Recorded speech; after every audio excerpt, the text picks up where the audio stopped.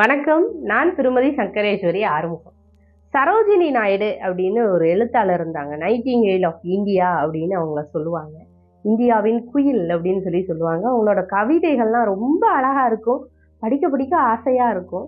அவங்களோட ஒரு முக்கியமான கவிதை என்ன அப்படின்னா, த குயின்ஸ் ரைவல் அப்படின்னு சொல்லி ஒரு கவிதை எழுதியிருப்பாங்க. அதுல என்ன அப்படின்னா, ஒரு ராணிக்கு ஆசை வந்துடும்.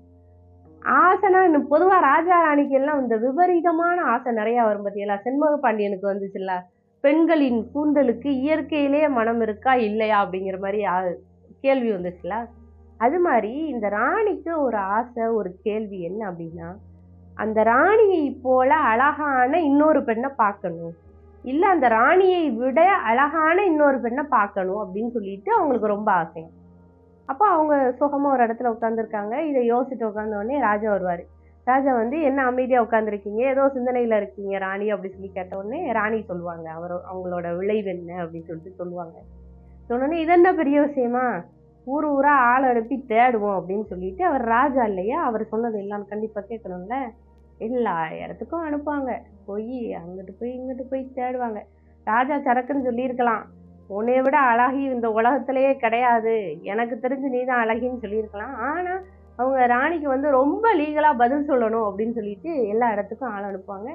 நிறைய பேரை கூட்டிட்டு வருவாங்க. ஆனா ராணியோட அழகுக்கு யாருமே ஈடா இருக்க மாட்டாங்க.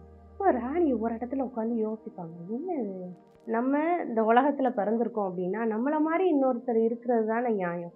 அப்ப எல்லாரையும் விட நம்ம தனிச்சு நின்னோம்னா நம்ம யாரு, நம்ம ஏன் இவ்வளவு அழகா இருக்கணும், நம்மளை விட அழகா அந்த உலகத்துல யாரையும் ஏன் கடவுள் படைக்காம இருந்திருக்கணும். இப்படிலாம் நிறைய சிந்தனையோட அந்த ராணி அமர்ந்திருப்பாங்க. இப்ப கண்ணாடி எடுத்து பார்ப்பாங்க. அவங்கள பார்த்துக்கிட்டு இருப்பாங்க.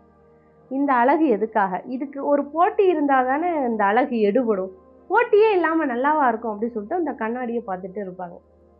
கண்ணாடியை பார்த்துக்கிட்டே இருக்கையில அவங்களோட 5 வயசு சின்ன பெண் குழந்தை அங்கிருந்து வேகமா விளையாடிட்டே ஓடி வந்து அவங்க அம்மாவை ஒரு பக்கம் அப்படி பார்த்துட்டு, அந்த ராணியை ஒரு பக்கமா அப்படி பார்த்துட்டு எட்டி அந்த கண்ணாடியை அப்படி பார்ப்பாங்க. இப்ப அந்த கண்ணாடியில இந்த ராணியும் ராணியோட மகள் அந்த சின்ன குழந்தையும் தெரிவாங்க. ராணி கண்ணுல இருந்து கண்ணீர் வரும்.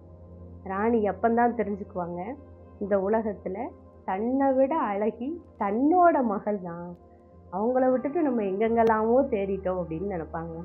இது ரொம்ப அழகான கவிதையா, புலலினிது யாழினிது என்பர் தம் மக்கள் மழலை சொல் கேளாதவர்.